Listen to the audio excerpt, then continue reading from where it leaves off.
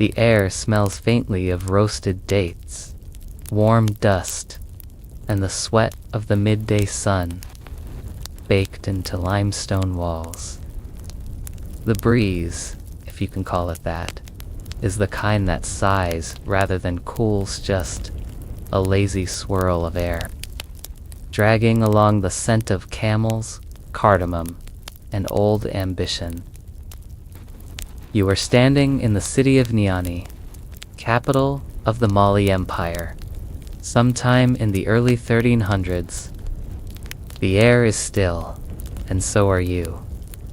Mostly because it's far too hot to move with any purpose. Someone in the distance is hammering metal rhythmically, like they're tuning the heartbeat of a kingdom. You hear children laughing in a dialect you can't quite name, and the hollow slap of sandals on packed earth. There's a buzzing fly hovering near your ear, and you do the ancient, futile swat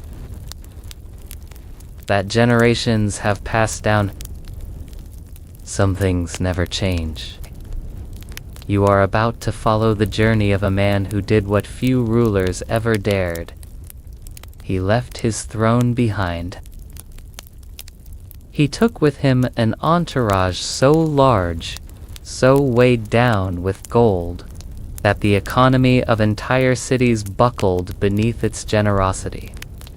His name was Mansa Musa. There's a gentle whisper of movement behind you. A servant carrying folded cloth steps aside as a scribe passes. You haven't even started walking yet, and already the kingdom feels like it's pulsing with quiet precision. You could almost believe this empire runs on stillness, except for the one man now planning to leave it all behind. You probably won't make it through this day. Before we wander too far, if your eyelids are already fluttering, feel free to let go. But if you're still with us, maybe gently like this video, subscribe to the channel, and tell us where you're listening from, and what time it is there. We like knowing who's on this sleepy road with us. Now let's ease into tonight's journey. You walk beneath the carved arches of a mud brick palace whose cool interior smells of sandalwood and ink. Somewhere in the background, someone is quietly discussing caravan routes and counting gold leafed in palm-woven baskets. Mansa Musa sits not on a throne, but cross-legged on a patterned mat, consulting a scholar with a map stretched out before them.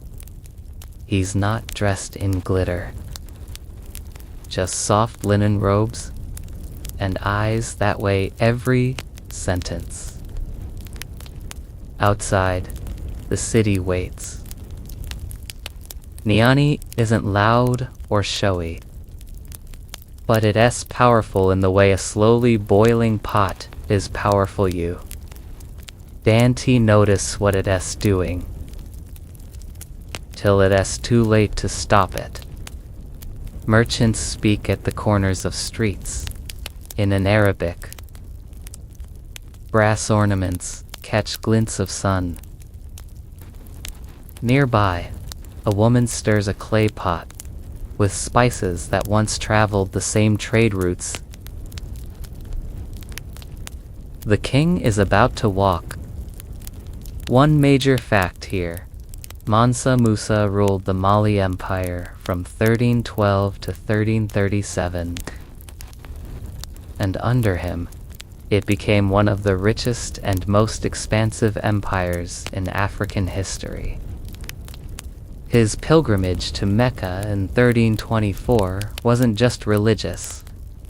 It was political theater, economic shockwave, and spiritual journey rolled into one. An obscure detail you wouldn't expect, in preparation for the journey. Musa supposedly handed out embroidered tunics to all 500 of his royal servants and to make them identifiable. Each tunic had a slightly different hem pattern. Not even Netflix costume departments go that far. Historians still debate whether Musa intended to cause an international gold crash. Well, oops! You step into the sun now, eyes blinking. The camels are being loaded. The air is thick with sound. The scrape of wood, the grunt of animals, the flutter of banners, in yellow, green. You watch as Musa's personal architect tightens leather straps around ornately carved trunks. There's something almost ridiculous about watching a camel being loaded with engraved goblets. And yet, this is only the beginning. The caravan begins its crawl, slow as syrup in winter. A cloud of dust trails behind, soft and lazy. You walk with it, or rather, next to it. No one would trust you to guide a camel. Not yet. Someone offers you a fig. It's sweet and sun-warmed. A tiny reminder that luxury. There are hundreds of people in the convoy now. Soldiers in embroidered sashes, scribes balancing ink and papyrus. Cooks with donkeys dragging portable ovens, and even a few awkward poets hoping to capture something profound before the next war. They are worn into the earth, like veins of memory. You pass traders, bowing, as Musa rides past on a dark-coated horse. He doesn't speak often, but when he does, people stop eating. Not out of fear, out of gravity. By the third day, the caravan has become a small, moving kingdom. Tents bloom at dusk, like soft pyramids. The kitchen smells like stewed lentils, and someone tells a joke about a camel who thought it was a donkey. You don't laugh, but you smile close enough. Here's the headline, historical fact. During the pilgrimage, Musa is said to have traveled with nearly 60,000 people and 100 camels, each carrying between 300 and 500 pounds of gold. That's not a typo. That's what economists call overcorrecting weird cultural tidbit. The caravan included court musicians who played every evening to soothe the spirit of the king. Imagine being contractually obligated to sing lullabies to the richest man in the world every night. Of course, historians still debate whether the number was truly 60,000. Some suggest it was exaggerated by Arab chroniclers. Others point out that exaggeration was practically an Olympic sport in the 14th century. But even if you have the numbers, it's absurd. At night, you sit by a lamp burning date oil, watching stars bloom across a sky so dark. Musa, somewhere in the central tent ring, is reading aloud from a sacred manuscript, and the scribes tilt their heads in silence. There's no throne here, just gravel, firelight, and faith. A courier rides in from the north, announcing that the city of Walata has prepared a feast for the king. You're not sure what that means yet, but you hear someone whisper about roasted lamb and honeyed almond cakes. Your stomach rumbles loudly. Someone nearby giggles. As the fire dies down, you lie back against your own rolled cloak. Sleep sneaks in, the way dusk seeps into blue. You've walked 100 miles already, or maybe it's only been 20. The dust makes everything feel longer, softer, quieter. And the gold, you haven't even seen the half of it yet. But don't worry. It's coming! Oh, wake before sunrise. The sky still wrapped in a soft indigo hush. Someone is already stoking coals, the sharp scent of burning acacia wood nudging the edges of your sleep. A rooster crows somewhere. No one remembers packing one. Perhaps it joined the caravan of its own free will. Ambition comes in all forms. The camels are waking, too, groaning like old men getting out of cold baths. You stretch, your limbs stiff from a night spent on desert ground, your body lined with the faint. This morning, the caravan moves with purpose. Word has spread that Walata awaits just over the next ridge, a major trade city on the edge of the Sahara. To get there, you must first cross terrain so flat and endless. It feels like walking across the surface of a loaf of bread, an ancient, sun-burned loaf that no one dared slice. As the heat rises, the gold begins to shimmer, not metaphorically, but literally. The trunks, plates, and even the saddle buckles glint in the light. The air grows heavier, as if the sunlight itself is pressing down. Someone hands you a water skin. You nod in thanks, then promptly spill half of it down your shirt. Regal? The major fact of the day. Walata was one of the key commercial hubs along the trans-Saharan trade route, where goods, ideas, and unfortunately, the occasional, over-enthusiastic camel dealer collided in bursts of commerce. Mansa Musa's arrival here was not a side-quested, obscure detail. Before entering cities like Walata, Musa reportedly sent heralds ahead to distribute gold to the poor, so that when he arrived, he was not just a king. He was a legend rolling in on a tide of generosity. Historians still debate whether he gave from pure piety or clever political maneuvering. Probably both. It's hard to separate the two when you're richer than most continents. The city itself comes into view as the sun tips past Nuna collection of sandy buildings. Walata hums with anticipation. Children chase each other through market stalls, and traders crane their necks, hoping to glimpse a camel more jeweled than theirs. When Mansa Musa enters the city, it is not with trumpets or fanfare. It is with a slow, intentional walk, his robes so white they seem to resist dust. People kneel as he passes, not out of fear, but out of awe. You kneel too, mostly because everyone else does and because your feet kind of want to break.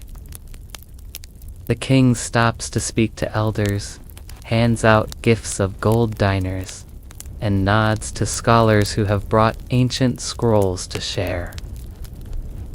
You catch sight of a man offering a basket of salt as tribute, which sounds unimpressive until you remember that salt, in this time and place, was worth its weight in silver. A musician strums something plaintive, and a boy offers you a dried apricot. They tell you the Sahara is unforgiving, but they never tell you it's also loud. Not with sound, exactly, but with silence so complete, it hums. The kind of silence that rings in your ears and makes you second-guess every choice you've ever made, including not learning how to tie your sandals properly.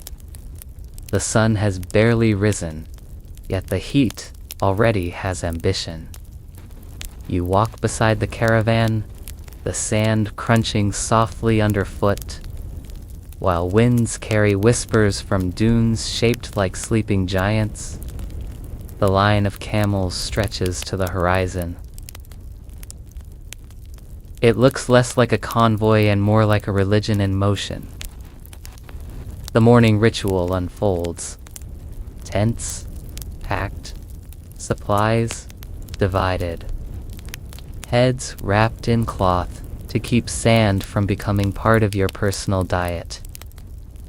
Musa rides near the front, flanked by guards who, you note, somehow manage to look intimidating while sipping from goatskin flasks. The major historical moment arrives and fragments this stretch through. The Sahara was one of the most treacherous parts of the pilgrimage, and yet Musa made it luxurious. Each evening, silk tents were set up. Water was rationed by musicians in golden cups. Somehow, the desert felt less like a test and more like a very dusty spa retreat. Here's an odd fact for your journey. Musa reportedly brought along hundreds of slaves, many of whom were later freed along the way, given gold, and allowed to settle or continue on. Some even became local dignitaries in the towns he passed through. Not bad for a journey that began with sand in your shoes. Historians still debate whether those stories of generosity were true or embellished by later Islamic chroniclers, eager to craft a legend. By noon, the wind turns cruel. Sand gets everywhere: eyes, mouth, your socks. You tie your cloth tighter, watching as the camels pause to rest. One flops down like a collapsed tent. Who sympathize? Musa halts the caravan at a rare oasis, a ring of palm trees around a spring so clear it looks like polished glass. Birds flutter overhead. The cooks set up near the water, their laughter rising like incense. Someone tries to fish. You don't ask how a fish would end up here. Some things are better left unexplained. That evening, Musa gathers the scholars. He listens to readings from the Quran discusses architecture with a visiting craftsman and asks a poet from Walata to describe the sunset using only 4 words. She succeeds. No one remembers what the words were, but the king smiles. You lie back near a palm, eyes half-lidded, belly full of lentils. The firelight flickers across faces half hidden in cloth, and the desert, finally, says nothing. Just stars, wind, and dreams of gold. By the 5th morning, the desert begins to feel less like an obstacle and more like a mood. You're no longer surprised when your boots fill with sand. You just shake them out, sigh, and keep walking. Even the camels seem to have made peace with the endlessness of it all. There's something comforting about that, a resignation that doubles as serenity. You've traveled nearly 1,000 miles by now, though no one's really counting. Maps exist, yes, but most of this journey is stored in memory and muscle. They point out ridges and rocks that mean water is near, or danger, or just a good place to nap in the shade. Today's historical touchstone, somewhere between Walata and the great city of Timbuktu. Mansa Musa began formalizing relationships with the desert trading clans. These weren't simply pit stops. They were diplomatic negotiations done under canvas, with bowls of nuts and salt and just enough gold to keep the conversation moving. The atmosphere is intense. Exactly. But you can tell when something important is happening. The guards stand a little straighter. The scribes sharpen their reeds. Musa listens more than he speaks, which is how you know he's paying attention. Cultural tidbit for your journal. One Tuareg chieftain who joined Musa's caravan, flutes, and a man who specialized in clapping at the exact right moment. The clapper later claimed his hands had spoken to royalty. No one challenged him. Of course, historians still debate whether Timbuktu was already a famed intellectual hub before Musa arrived, or whether his influence was what transformed it into one. A bit like asking whether the egg came before the golden egg. Midday is brutal. The sun melts thought. You rest beneath a linen awning, sipping a sour tamarind drink from a metal cup that tastes like pennies. Nearby, Musa speaks softly to a group of young boys learning Arabic verse. One of them giggles and gets a light smack on the back of the head.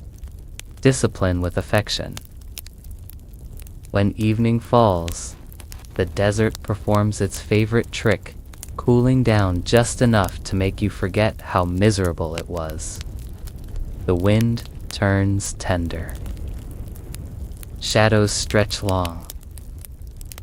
The camp sets up slowly, as though even the tents are tired. You eat fried millet cakes, dipped in sweet yogurt, and try not to fall asleep sitting up. Around the fire, the lute player begins again, and someone tells a story about a man who tried to bribe a camel and was never seen again.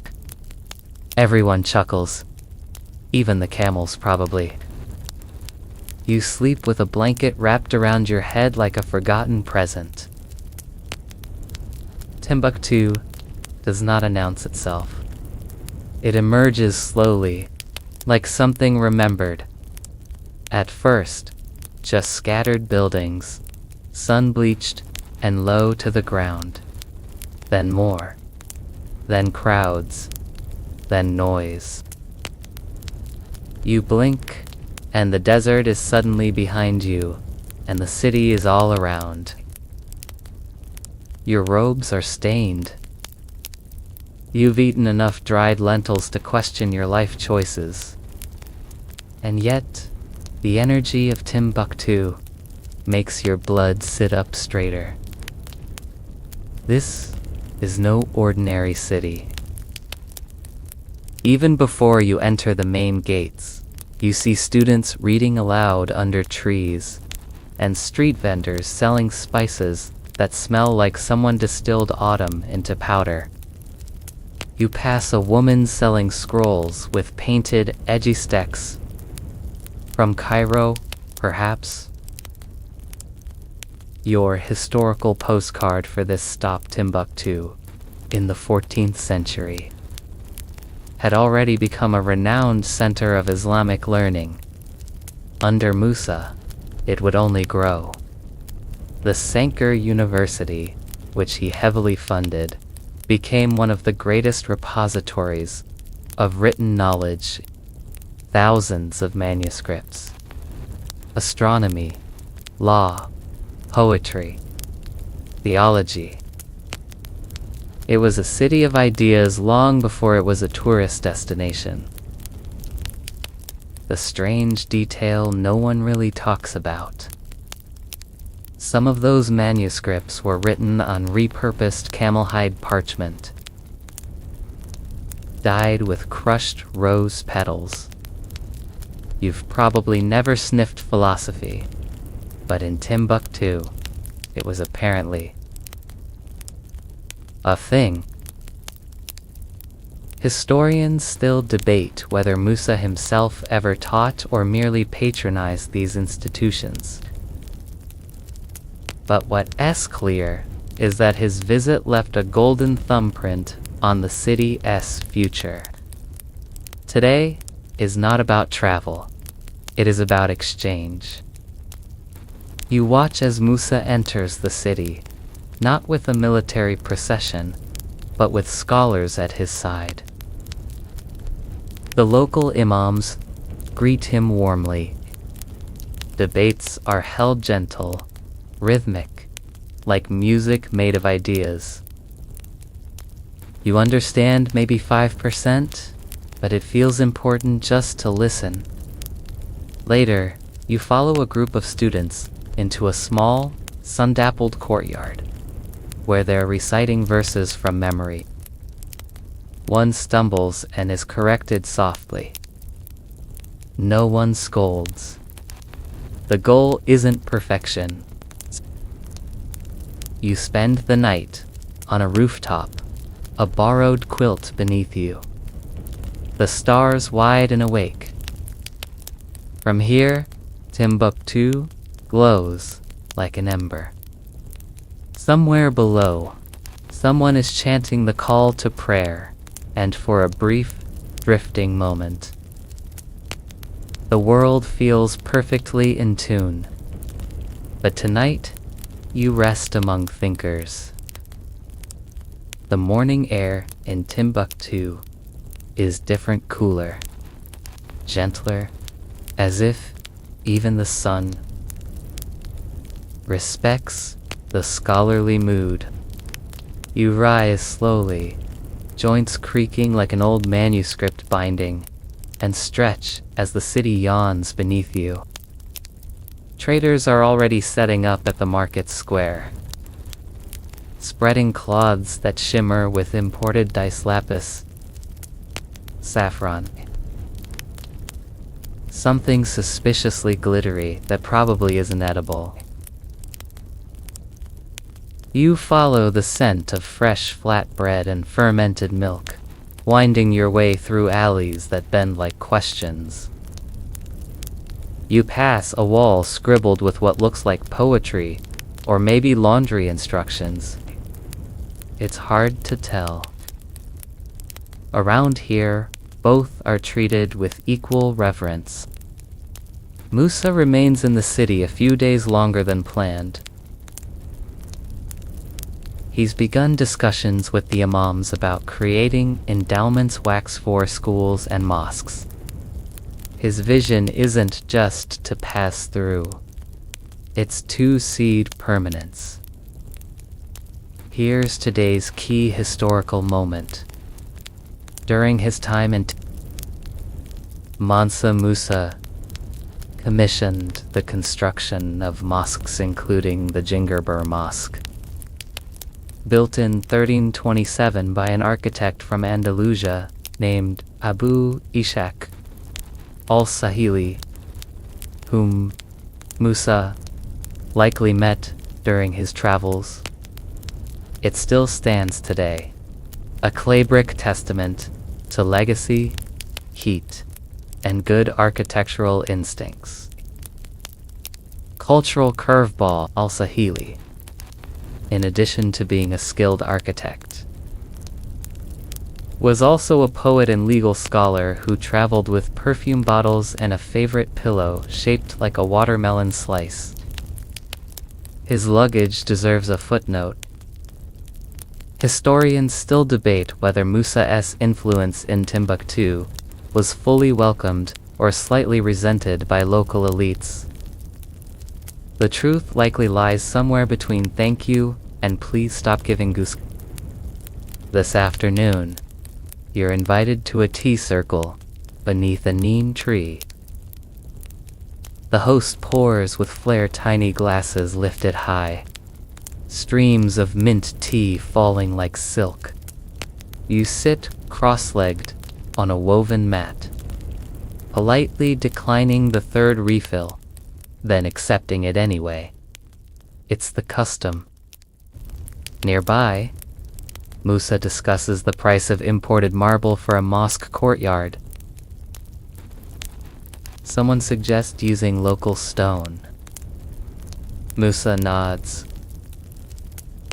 He listens more than he talks, which makes even his silences feel valuable. As night falls, the city softens again. Lanterns flicker along low walls. A child sings a melody older than his grandmother. You lie back on your rooftop, watching shadows drift across your eyelids like boats on slow water. Timbuktu will stay behind tomorrow, but you'll carry its silence with you. You leave Timbuktu just after dawn. The city fading into the rear like a line of poetry you can't quite remember. The desert resumes its role as both path and test. The rhythm of the journey returns. Sand, sun, shade, repeat. But something is different now. You've been changed not dramatically, not loudly, but like parchment slowly darkened by time. The caravan turns eastward toward Gao. The terrain shifts gradually, with patches of scrub grass, rocky outcrops, and an occasional acacia tree that somehow thrives. Musa rides ahead, his robe fluttering like a banner. The guards are more relaxed now. They play bone dice at rest stops, argue about the best dates in the market back home, and tell stories that begin with "I swear this happened in Wal." Your historical moment for today. Gao, located along the Niger River, was another major commercial and cultural center in West Africa. Though often overshadowed by Timbuktu and popular imagination, Gao played a central role in regional politics and trade. Musa's arrival here further cemented Mali's dominance over trans-Saharan networks. Strange but true tidbit. Gao's local fishermen reportedly trained pelicans to help herd fish toward the shallows. Whether this was brilliance or boredom gone too far is up for debate. But the pelicans did wear tiny bells. That's commitment. Historians still debate whether Musa's stop in Gao was ceremonial or strategic. Was it about diplomacy? When your budget includes 100 camels of gold, nuance becomes optional. The landscape is gentler now. The river runs close, offering moments of reflection literally. You spot your face in the water and barely recognize the dust-covered traveler staring back. Your reflection looks wiser, slightly sunburnt, and maybe in need of a nap. You stop midday near the riverbank. The cooks fry fish with coriander and garlic, and someone offers you a mango, so ripe it gives up at first touch. You eat slowly, juice running down your wrist. No one minds. Elegance left the party weeks ago. At camp, a boy performs tricks with pebbles, balancing them. He fails dramatically. The adults clap anyway. Musa watches it all with a soft, distant smile. He seems lighter here, nearer the river, maybe even homesick. As the stars rise, Gao flickers into view like fireflies pinned to the horizon. The night smells of water, and for the first time in days, The wind feels like a whisper instead of a slap. You fall asleep to the sound of the river gently judging your snoring. Morning in Gao arrives wrapped in river mist and the sound of nets being pulled from the Niger's dark water. You rise slowly, blinking at the shimmer of fish scales in woven baskets. The town stirs, gently, no rush, no noise. Just the steady rhythm of trade. Boats bobbing at the shore and women singing in calandra sponse as they rinsed millet by the banks. You've grown used to these quiet awakenings, the way the day stretches itself out like a lazy cat. Musa, however, is already speaking with elders under a wide-leafed fig tree. He moves like someone who knows the weight of time and isn't inclined to waste it even. If you've long forgotten what day it is, today's golden nugget of history, Gao, even in the 14th century, was a thriving market city long before the Songhai Empire would claim it fully. Musa S. Visit here Wasanti just symbolic it solidified trade routes that would later become arteries of West African wealth and influence. He left fingerprints on the very bones of the city. Your obscure gem for the day. Gao had a tax collector who wrote receipts on strips of dyed leather, color-coded by transaction type. Red for salt, blue for cattle, yellow for miscellaneous goods, which some suspect included rare birds and shoes, made entirely of beads. Yes, bead shoes. That's a flex. Historians still debate whether Gao's leaders were fully absorbed into the Mali Empire under Musa. Partial autonomy with a carefully negotiated alliance. The documents are vague, and everyone back then had suspiciously similar handwriting. You spend the afternoon wandering through Gao's market. The stalls burst with everything. Copper, bracelets, bundles of cloves. Woven baskets dyed in zigzag patterns, and one suspiciously smug-looking parrot that definitely knows secrets. You nearly buy a spice pouch before realizing it's actually powdered frog bones. You step back. Politely. Musa's caravan replenishes its stores here. Traders bring in linen from Egypt, incense from Nubia, and yes, even more gold. You begin to suspect gold is less a currency and more a polite gesture at this point. Musa gives it out like soft mints at a dinner party. You wonder if his camels resent the extra weight. That night, camp is set farther from the city, beneath a line of baobab trees whose trunks are wide enough to shelter an entire tea circle. The fire crackles. Someone roasts yams. Musa sits close by, head tilted, listening to a local storyteller explain why frogs hate thunder. It's a long tale. Involves betrayal, a misplaced coconut, and questionable frog logic. You fall asleep before the ending. The next leg of the journey begins with the decision. North toward Tad Mecca, or eastward toward the edge of Egypt. Musa chooses the east, chasing the curve of the Niger River until it bends away into lands where the sun is sharper in the silence.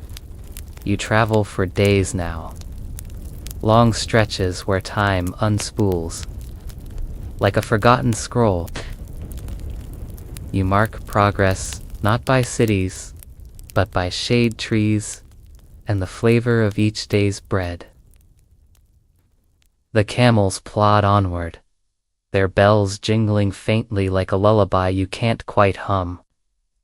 Today's historical anchor, one of Musa's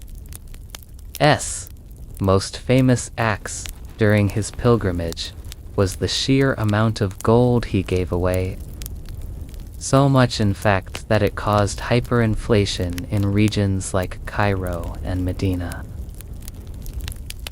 Gold prices plummeted for over a decade. Economists still wince at the memory. And the strange little detail tucked away in the scrolls.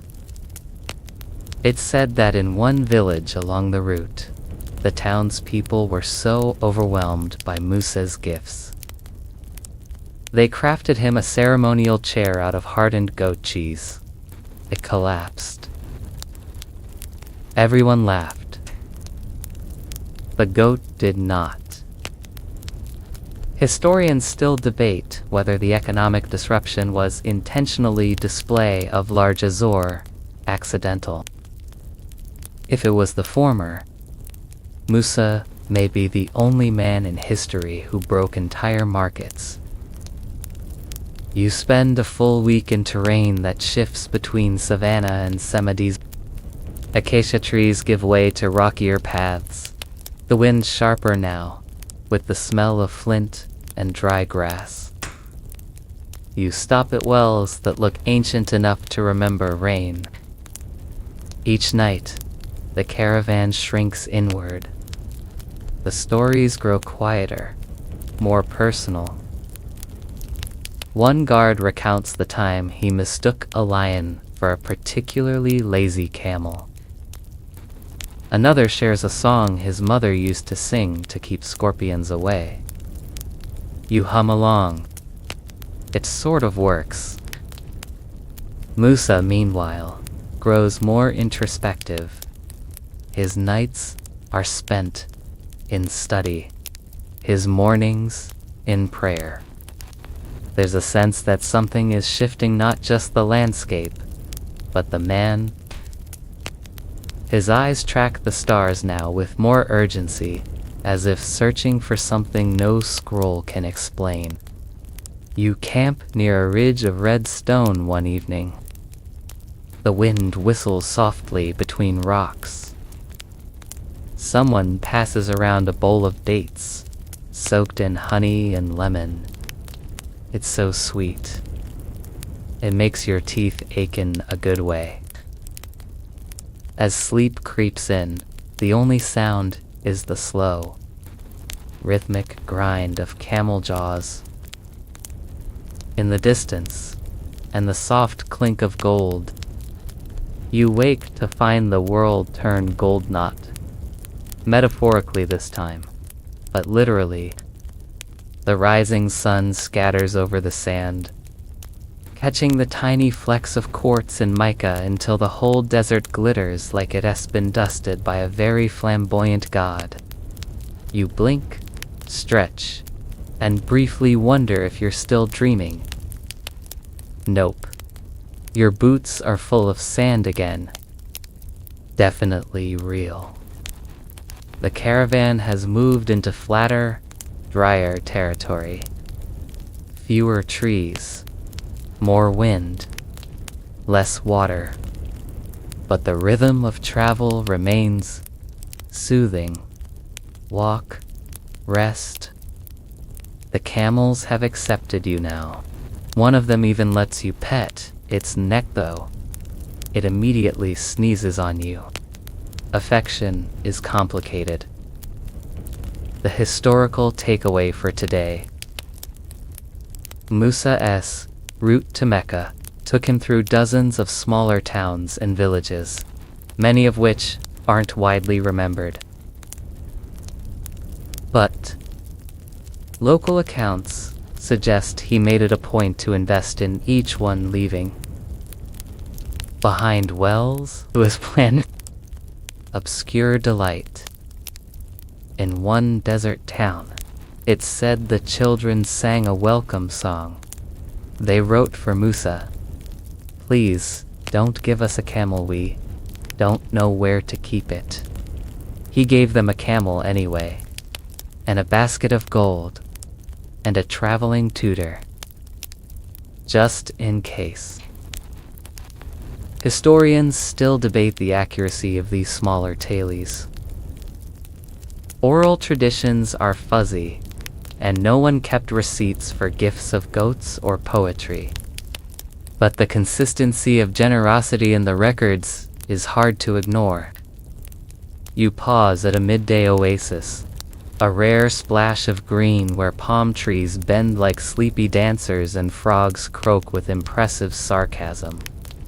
The cook offers you melon slices chilled in a clay pot. You accept, then sip with your feet in the water, feeling the cool seep into your bones. Musa sits not far, deep in discussion with two merchants from Egypt. They're negotiating something textiles.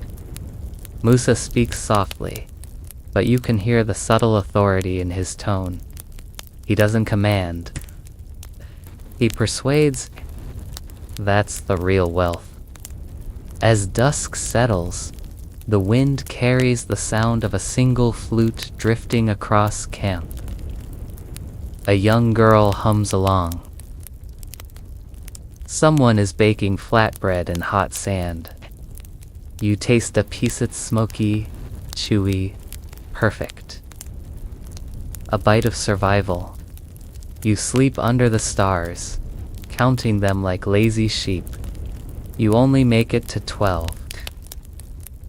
By now, your dreams have sand in them.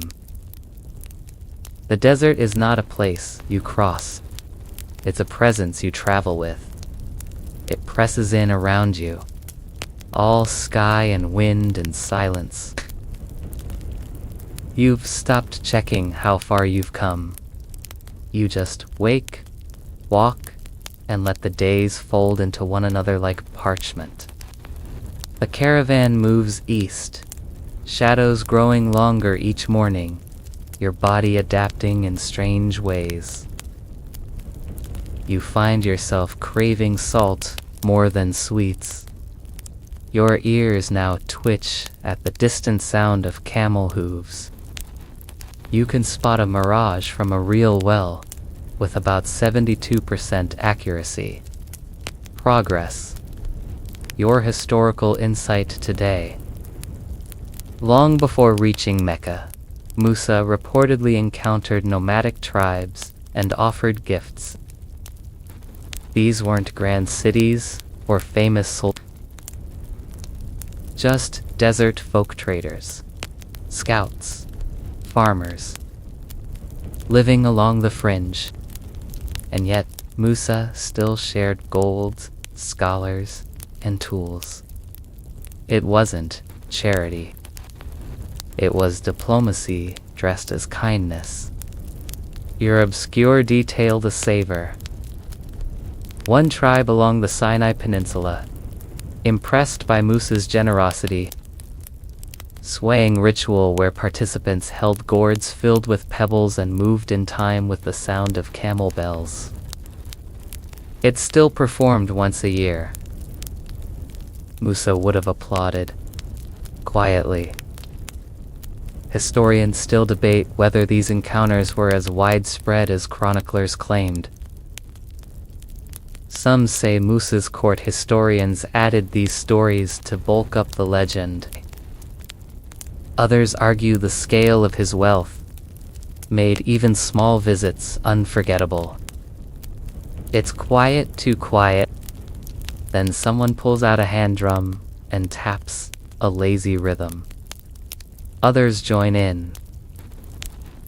A tiny, spontaneous celebration erupts, like laughter that couldn't be held back. You eat dried figs, nuts, a sliver of salty cheese. It's humble food, but no less sacred than the feasts. Hunger doesn't care if you're royalty. That evening, The caravan sets camp on high ground. You watch the sun melt into a pink and orange pool across the dunes.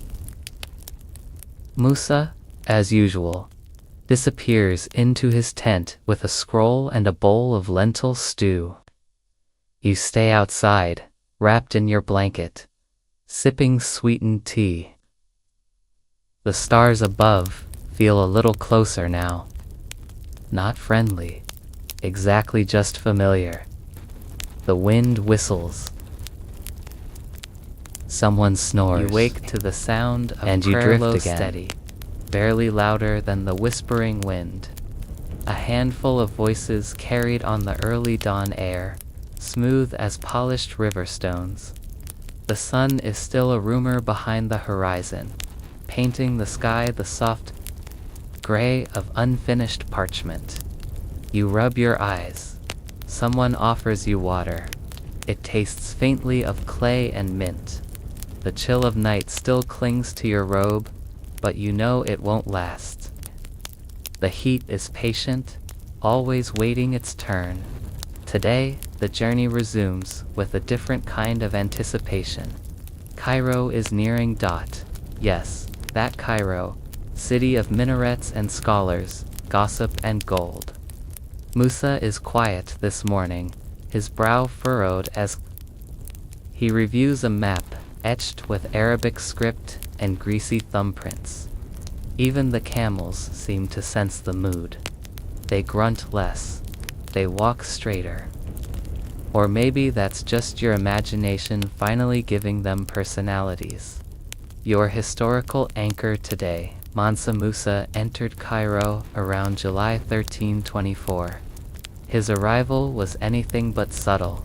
He caused such a stir that contemporary Egyptian chroniclers wrote pages upon pages about the wealth, dignity, and sheer scale of his entourage. It wasn't just news. It was a diplomatic earthquake. And now the delightfully odd detail. One of Musa's couriers, dazzled by the markets of Cairo, reportedly traded 3 camels for a bowl of sugared almonds and a painted comb. When questioned later, he replied, "But the almonds were very good." Musa fined him but doubled his salary. The lesson: never underestimate good almonds. Historians still debate the size of Musa's retinue when it entered Cairo. Some say it had shrunk due to desert attrition. Others insist it grew, absorbing pilgrims, merchants, and those curious enough to tag along, possibly even a stowaway chicken or two. By late afternoon, the greenery thickens. Palms sway near canals. You pass smaller villages that look like they've stood since the Nile first decided it liked this part of the world. Children wave from rooftops. A donkey watches you with deeply judgmental eyes. Musa begins dressing differently now. Robes, white turban edged in gold thread. He says little, but the silence feels like a prelude. You camp near the edge of the cultivated lands. The sand smells different, here damp loamy. There are frogs again. Real frogs, loud frogs. You consider throwing a shoe at them. Then remember your only other pair has a hole in it. Night falls gently. Cairo awaits. Asterisk: the first glimpse of Cairo is a sliver of stone against the horizon. Then it grows into towers, domes, markets, minarets, piercing the sky like ornate punctuation marks. The city doesn't so much appear as announce itself, rising from the Nile's edge with a confidence only time can build. The road into Cairo is paved and crowded. Vendors call out in sing-song Arabic. Chickens run freely. A man tries to sell you a mirror. Another tries to sell you a goat. A third tries to sell you both as a package deal. You decline. Barely. The historical highlight today is simple but grand. Mansa Musa met with the Mamluk Sultan. Al-Nasser Muhammad during his stay. In Cairo, accounts vary, but most agree Musa tried to avoid excessive ceremony, at least at first. He was modest, reserved, until the gold started flowing. Odd cultural gem. Musa reportedly refused to kiss the ground before the Sultan, as was customary. When finally persuaded, he did so with a speech about humility and divine guidance that made half the court cry and the other half reconsider their tax policies. Historians still debate the full nature of the meeting. Some say the Sultan was unimpressed. Others insist he was dazzled. But one fact remains. Musa left behind so much gold that it devalued Egyptian currency for years. That's not diplomacy. That's economic whiplash. The streets of Cairo are unlike anything you've seen. Bazaars weave like vines through courtyards. Scribes write with peacock feather pens. You pass a man selling perfume by the drop, and another offering to read your fortune from the cracks in a clay bowl. Musa's caravan turns every head. Gold-trimmed saddles, embroidered canopies, musicians playing flutes carved from ivory. Even the camels look smug. That night, the caravan is housed in a special guest compound courtyards full of water basins, shaded walkways, and citrus trees that smell like summer memories. You are given a cot and a meal that includes something called sweet rice with roses. You don't question it. You eat 2 servings. Musa speaks privately with scholars and imams. Word spreads fast. By morning, Cairo will be buzzing with stories. You lie back on your cot, the scent of jasmine in the air. Somewhere beyond the city walls, the Nile flows on. Quietly unimpressed by all this gold, the sun over Cairo filters through colored glass, casting soft patterns across stone courtyards and your slightly sunburned nose. You rise slowly, greeted by the now familiar mix of clanging metal, birds arguing over crumbs, and a distant flute that plays exactly the same song every morning. You're starting to suspect it's just Cairo's version of an alarm clock. Today, the city is awake before you.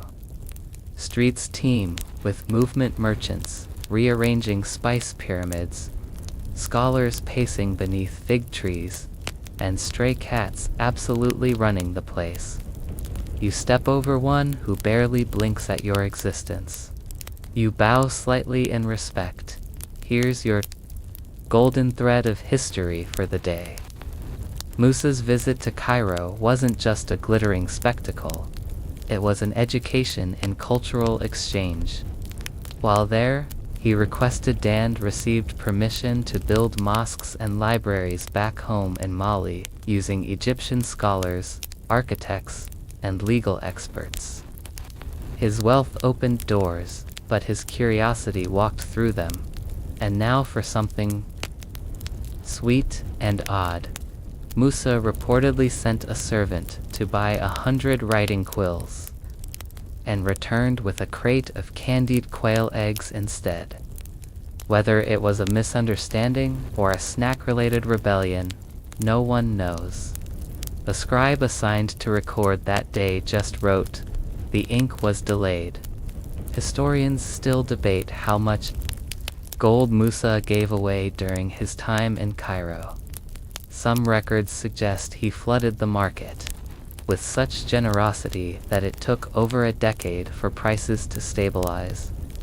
Economists call it a gold shock. Poets call it Tuesday. You follow Musa through the city's scholarly quarter today, where he meets with the imams of Al-Azhar, ready a centuries-old center of Islamic learning. Discussions of theology echo under domes. Musa listens quietly, asks 2 questions, and nods once.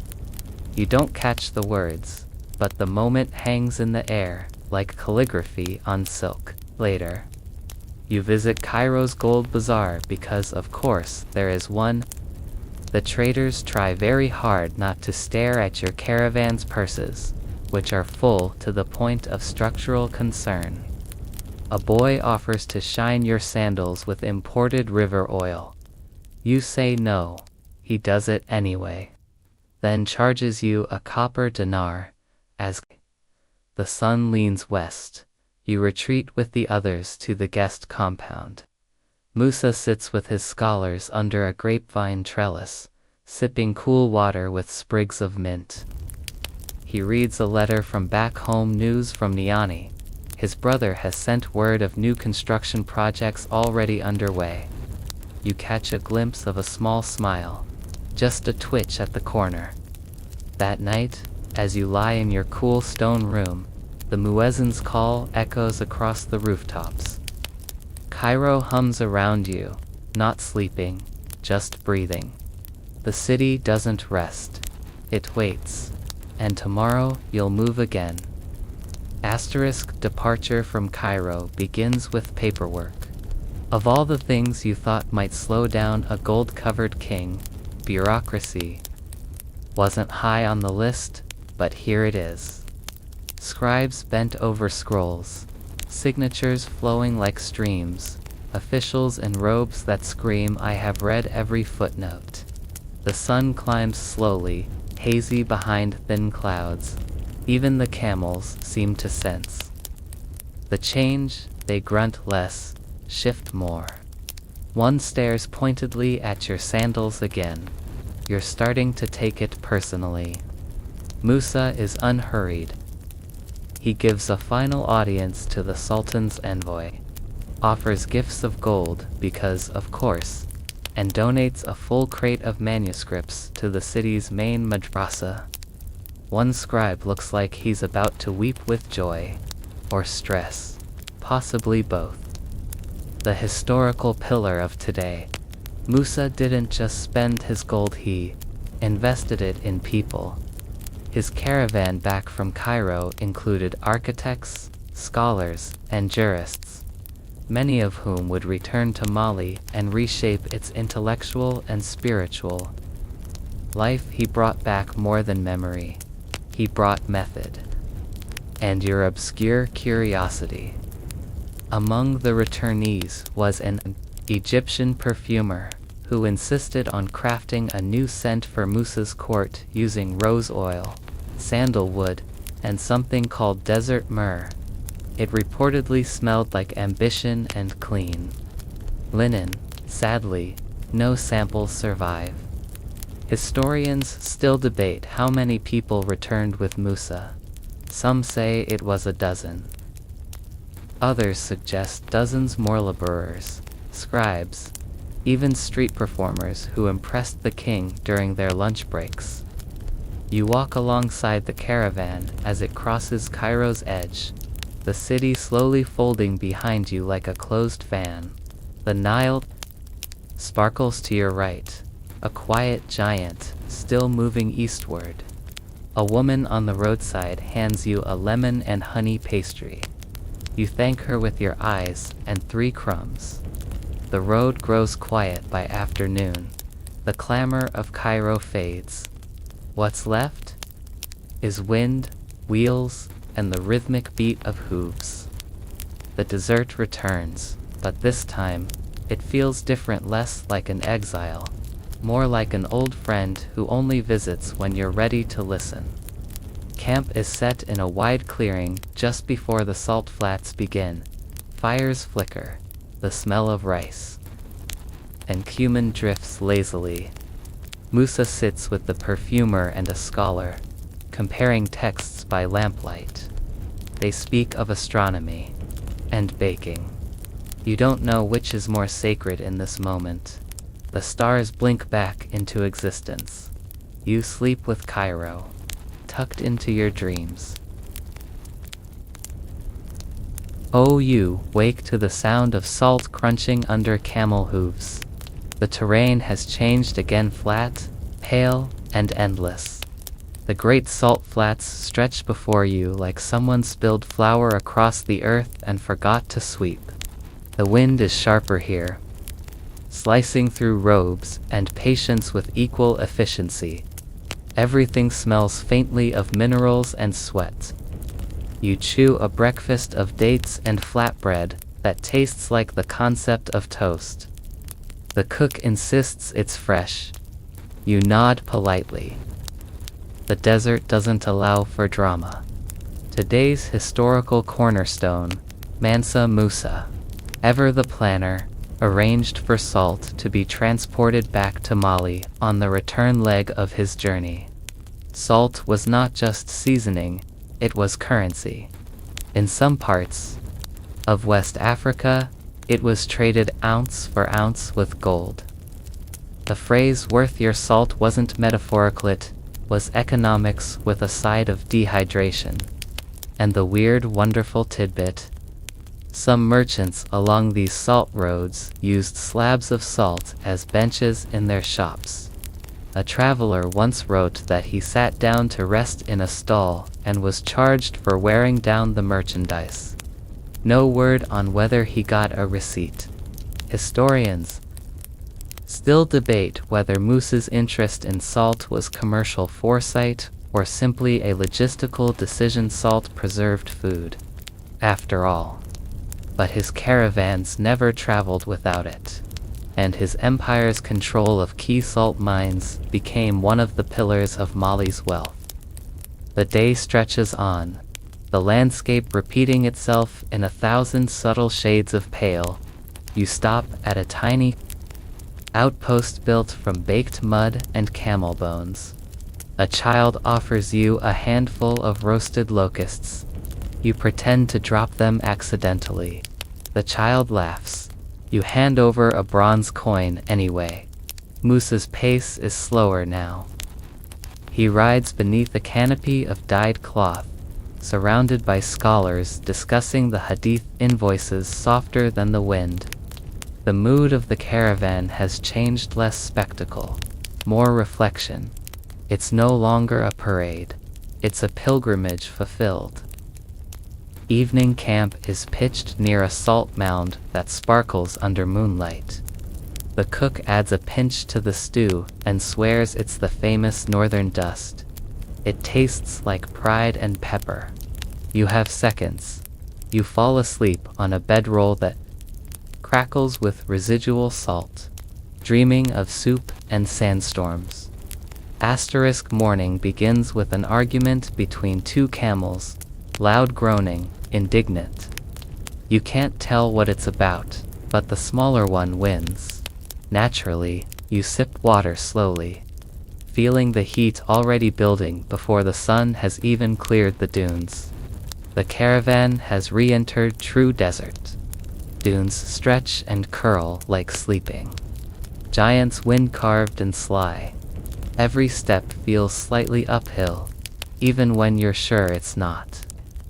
The sun presses on your shoulders like a parent checking your posture. Your historical anchor today. After Cairo, Musa's route curved along the Red Sea coast, skirting the Hejaz before turning westward across the Sahara again. He could have returned faster, but chose a longer route, visiting more cities, more scholars, more markets. For Musa, the pilgrimage never really ended, simply changed shape. Today's obscure gem, a town near the Red Sea, reportedly greeted Musa with a musical performance using instruments made entirely of shells and sea bones. The rhythm was haunting, and one of Musa's scribes claimed he heard the ocean clap back. The composer later received a gold coin and 2 camels. A fair trade. Historians still debate whether this extended route was for diplomacy or devotion. Some say Musa sought to convert more regions to Islam through gentle influence. Others suggest he just liked to linger. After all, when your camel carries enough gold to buy a small kingdom, what's the rush? By midday, the heat becomes a personality. It lectures your scalp, questions your life choices, and threatens to melt your last sandal strap. You sit under a canopy, sipping lukewarm tea with a dusting of cardamom. It's slightly gritty. You don't care. Musa spends the afternoon in quiet prayer beneath a rock ledge. His scholars sit nearby, discussing architecture. One sketches a mosque design with his finger in the sand. Another immediately adds columns, then arches, then a dome. The conversation spirals into geometry. As dusk arrives, you crest a high dune and see the land beginning to shift again, less endless, more interrupted. A few trees, hints of greenery, and best of all, a goat that looks both confused and delicious. That night, you eat roasted meat spiced with cumin and honey. Someone plays a slow melody on a reed flute. A baby camel tries to chew your blanket. You let it, it's earned the right. The stars return, as always, more reliable than any map. You drift into sleep with sand in your shoes and gold in your thoughts. The dunes have softened. You're not sure when it happened, perhaps sometime between that 5th bowl of couscous and the 12th lost sandalbutt. The desert is slowly giving way to scattered shrubs, distant hills, and the gentle rumor of rain. Not rain itself, of course. That would be far too convenient. Just the possibility. A breeze that feels moister. Is that a word? It is now. You wake curled up under a hide blanket that smells of camel and rosemary. The sky is pale blue, streaked with thin clouds. You stretch, yawn, and spit out a pebble that somehow made its way into your mouth overnight. The desert is always generous.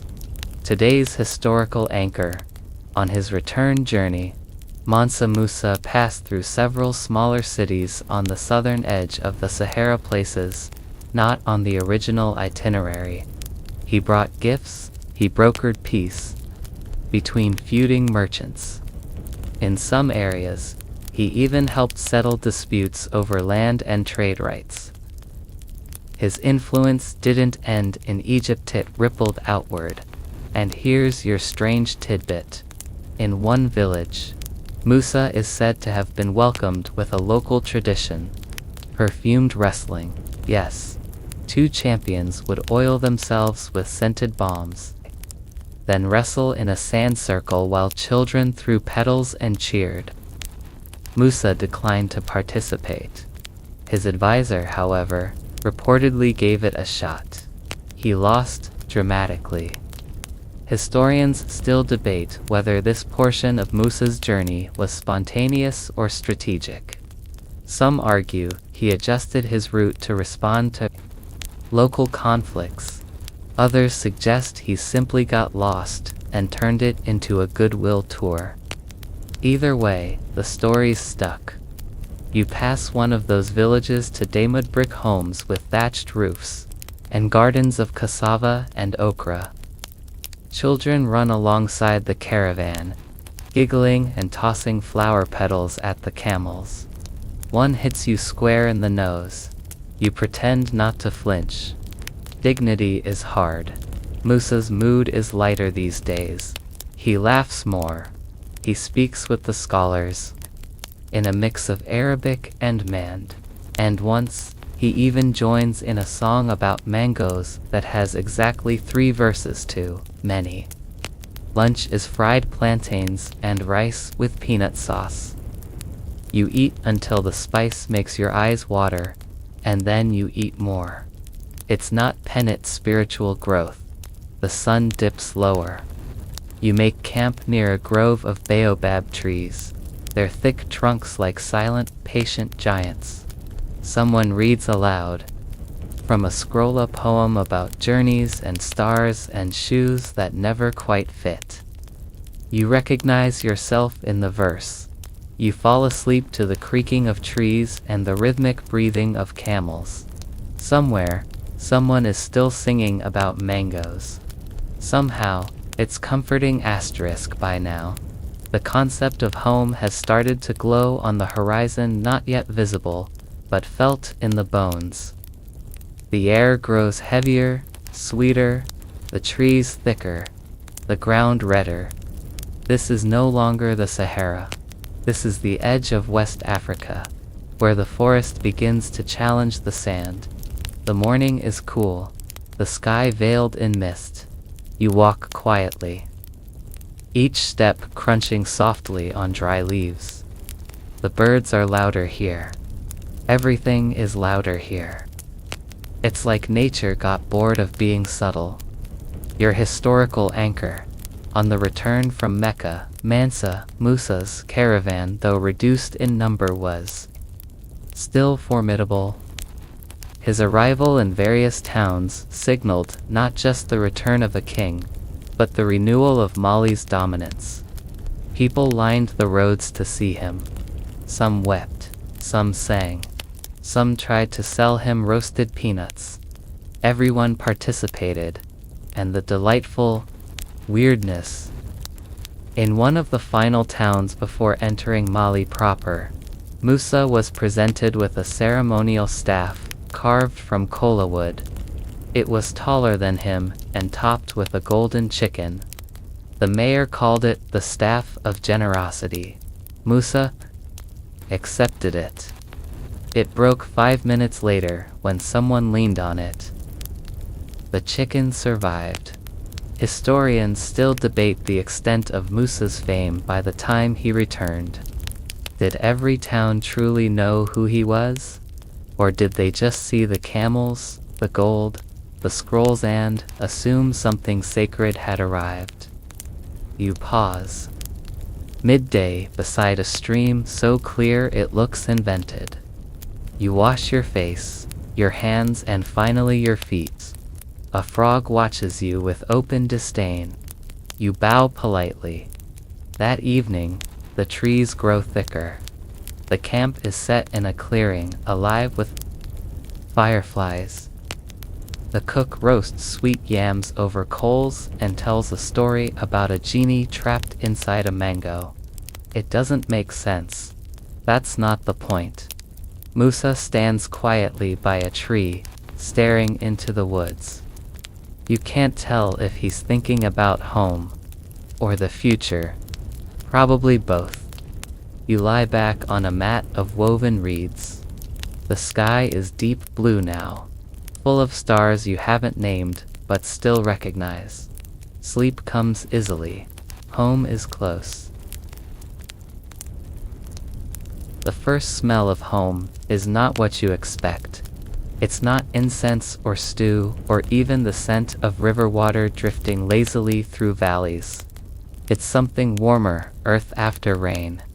That rich, damp, unmistakable scent of soil that has waited patiently for centuries to greet your tired feet. The birds are louder here. Trees sway with full bellies of fruit. And the people the people. They line the winding path into Mali like vines on a sunlit wall. Children run ahead of the caravan, barefoot and gleeful, chanting rhymes you only half understand. One of them throws a mango. You duck, barely today. Single quotes as piece of firm ground. Mansa Musa's return to the Mali Empire in 1325 marked more than just the end of a journey. It was a grand re-entry. He brought back architects, scholars, legal experts, and enough cultural weight to shift the spiritual and intellectual direction of his entire kingdom. It wasn't just a return, it was a rebirth, and the strange Boutru flourish. A group of Griot's oral historians met him at the city gates, not with drums, but with birds. Each held a trained parrot that had been taught to say, "Welcome back, Lion of Mali," in 3 languages. One parrot got stage fright and shouted, "Where's my millet?" instead. The crowd still applauded. Historians still debate whether the return procession was as vast and ceremonial as described. Some scholars suspect later chroniclers embellished it to flatter their patrons. Others say the scale of the journey made it impossible to understate. You walk now among the familiar trees and slow rivers of Mali. People bring gourds of cold water and groundnuts wrapped in leaves. A woman blesses you without asking your name.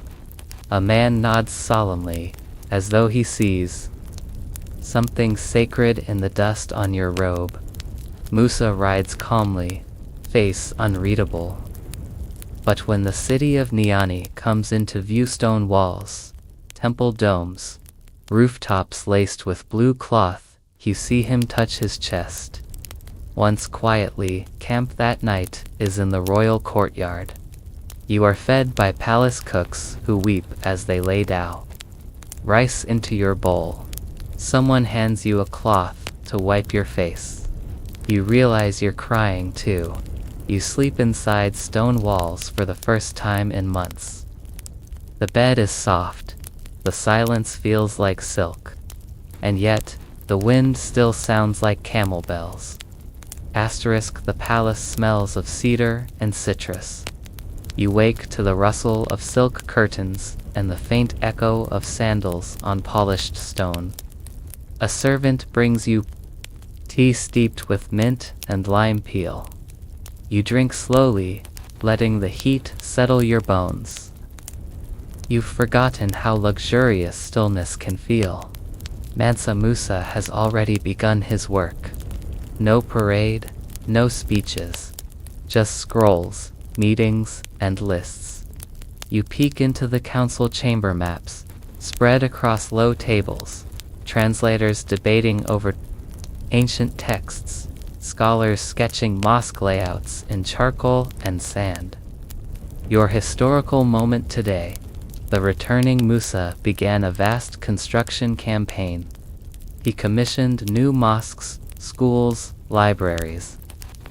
The most famous of these was the Jingerbir Mosque in Timbuktu, designed by an Andalusian architect named Abu Ishaq al-Sahili, whom Musa met during his travels. This building still stands, its mud-brick beauty unwavering under the Sahel sun, and the obscure Adon.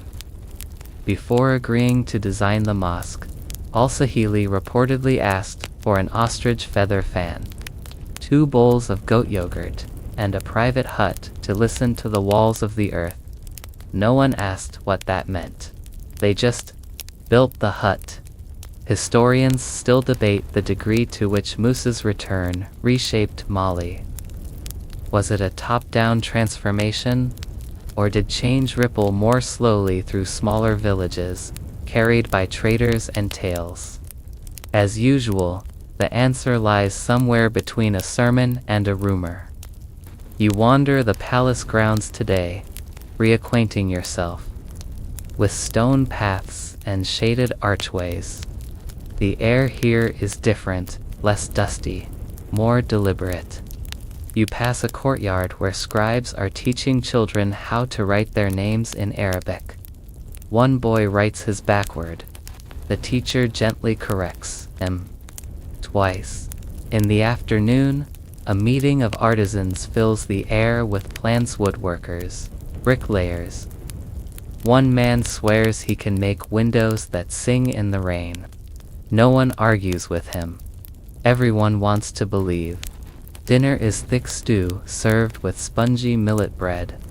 You eat under a canopy of stars while a storyteller recounts the tale of the desert musician who played a harp made of camel hair. It sounds improbable. You ask for an encore. You sleep that night in your own small room, window open, the scent of sweet basil drifting in. Somewhere in the palace, Musa studies by candlelight, casting shadows against the walls he's already begun to remake. The morning comes not with sound, but with scent-roasted coffee beans and warm millet cakes baking in earthen ovens just outside your window. You stretch, toes curling against a rug so soft you suspect it might have once belonged to someone important. Possibly a prince. Possibly a camel. Either way, it's yours now. Outside, the city hums with purpose. Niani is transforming. You hear hammers on timber, the scrape of clay being shaped, the gentle tap of chisels against stone, and over it all, the call to prayer clear, rising, steady.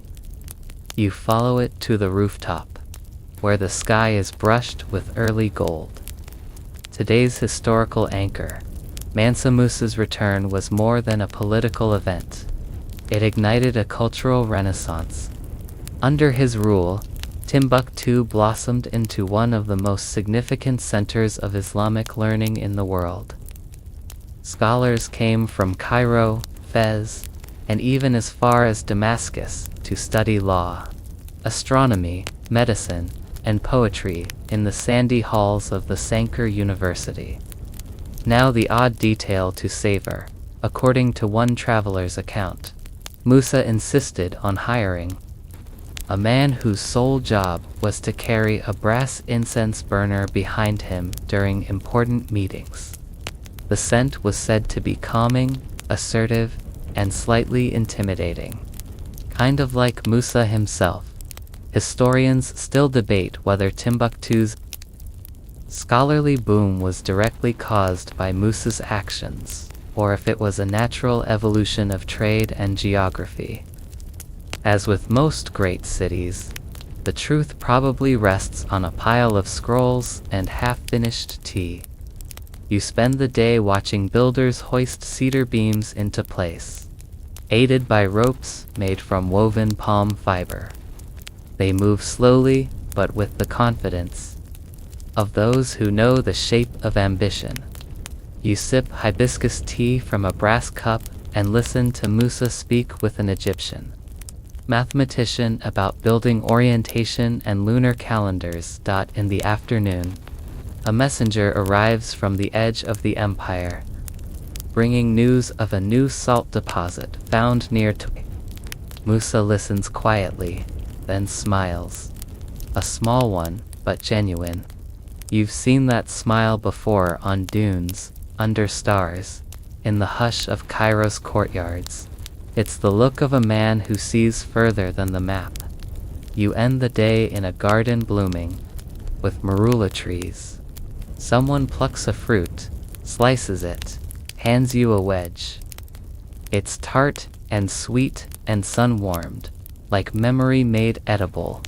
The night is calm, the stars undramatic. Even the frogs are quieter now. Sleep comes with ease. You're part of the plan now.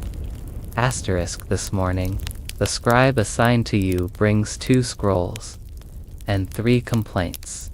The scrolls are maps. The complaints are mostly about the palace cats. Apparently, one of them has taken a particular interest in inkpots.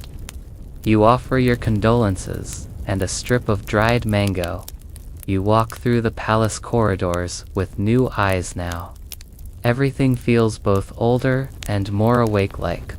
The walls themselves have shaken off a long nap and decided to get to work. Musa's vision is catching fire in every corner. New schools, roads, even granaries, reinforced with mud and palm bark to survive the floods. Your historical compass today points squarely at Timbuktu's Sankar Mosque, built under Musa's direction. It served as both a house of worship and a university. At its peak, Sankar held over 400,000 manuscripts on subjects ranging from theology to pharmacology. It's still considered one of Africa's greatest intellectual legacies. And the weird bit, one student at Sankar reportedly tried to write an entire thesis on why camels should be considered birds. He argued that since they have long necks, large feet, and occasionally make honking sounds, they're just flightless avian cousins. The faculty politely failed him. Historians still debate how much of the Sankar library dates to Musa's reign. Some argue he laid the foundation, while others believe much of the collection grew later under his successors. But none deny he was the spark. You spend the day in one of the new schools, watching children practice Arabic script in the dirt with thin sticks. A young girl writes a verse from the Quran perfectly, then draws a flower next to it. The teacher frowns, then smiles, then tells her she'll be a scribe one day, maybe two. Lunch is a stew of black-eyed peas, onions, and tamarind. You sit under a tree and eat slowly while a passing poet offers you a haiku in Mand about goats. You clap. That evening, Musa meets with the builders of a new canal system designed to divert floodwaters during the rainy season. The conversation shifts between engineering and prayer. You notice one of the engineers is the same man who once argued about singing windows. He's still convinced. You sleep that night with the window open, the scent of the rainy wind pushing through like a whispered promise. The city feels solid now, settled, but still dreaming. The sky this morning is an undecided gray, the kind that hints at rain but delivers only drama. The kind that makes you bring a cloak you won't need and wear sandals you definitely will regret. Still, the air is cooler, sweeter. It smells of wet clay and ripe guava home in a bowl. Musa is already up, walking the city wall with two advisors and a man who carries a small leather-bound journal and walks like he's memorizing everything. You wave. He doesn't wave back. He might be history itself, your firm historical fact for today. After his return from Mecca, Mansa Musa introduced a formal legal code to unify his empire. It blended Islamic Sharia with traditional Mand customs, creating a legal framework that governed trade, inheritance, and religious practice. It wasn't perfect, but it gave Mali a voice that could carry across rivers and regions, and your delightfully strange side. Note: one court record describes a dispute between two brothers over a melon stand. One brother claimed the melons were of divine shape. The judge ruled in favor of the other brother, citing that melons cannot testify on their own behalf. No further appeals were filed. Historians still debate how strictly laws were enforced across the sprawling empire. Some regions adapted the new code quickly, others held fast to old customs. The written word, after all, must travel on the backs of camels. Camels have opinions. You spend the morning at the new judicial halatal, rectangular building with carved doors and thick walls to keep out both heat and gossip. Inside, a case unfolds about a stolen goat, a mistaken identity, and a suspiciously quiet chicken. Justice is eventually served. The goat is not. Later, you follow a group of scholars to a classroom where they teach philosophy through riddles. One boy answers every question with, "It depends on the camel." He's either a genius or very tired. Lunch is roasted okra, spicy lamb, and a sweet, smoky sauce you can't quite identify but want to marry. As evening falls, rain finally arrives. The flood you were promised, but a soft, steady drizzle that tucks the city into sleep like a lullaby. The mud walls glisten. The palm trees lean in. You sit under the eaves with your cup of tea and watch. Puddles form like new maps. You sleep to the sound of rain kissing the earth back to life. Asterisk. The next morning arrives with a hush. The rain has passed, but its breath Lingers cool stone, damp air, the sound of water dripping from mango leaves. You wake under a thick cotton blanket that smells of lemongrass and dreams. The world feels rinsed. Ready. Musa greets the day in quiet contemplation, walking alone along the eastern garden path where the citron trees bend toward the sun. He looks older now, not tired, exactly, just full. Like a clay jar that's finally cooled after a long fire. Today's anchor in history, Mansa Musa began sending envoys across Africa and the Mediterranean, establishing diplomatic and trade ties with kingdoms far beyond Mali's borders. He wasn't just building temples, he was building relationships. Mali's gold soon became known in Italy, Spain, and even distant Constantinople, and your curious corner. One of Musa's ambassadors to Morocco reportedly traveled with a gift basket that included carved ivory combs, embroidered sandals, and a miniature harp made from a monkey skull. The Sultan of Morocco is said to have been visibly confused, but flattered. Historians still debate whether Musa intended to create a global image for Mali, or if he was simply following tradition in elevating his empire's reputation. Either way, the world noticed. You don't walk through Cairo with 100 camels full of gold and not leave an impression. You visit the scriptorium today, a long, shaded hall where scribes copy manuscripts by hand, each curl of ink a small act of defiance against forgetting. One scroll contains a recipe for medicinal honey. Another is a treatise on the geometry of God's mercy. A third simply lists different words for heat.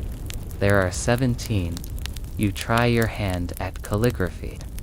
The result looks like a chicken, sneezed in ink. The master politely suggests you stick to storytelling. In the evening, Musa hosts a small gathering beneath the canopy of oil lamps. No pomp, just roasted fish, dates, and discussion. One scholar asks whether the stars guide us or we guide them. Musa says, both, but the stars are better listeners. You return to your room with a scroll tucked under your arm and a head full of soft questions.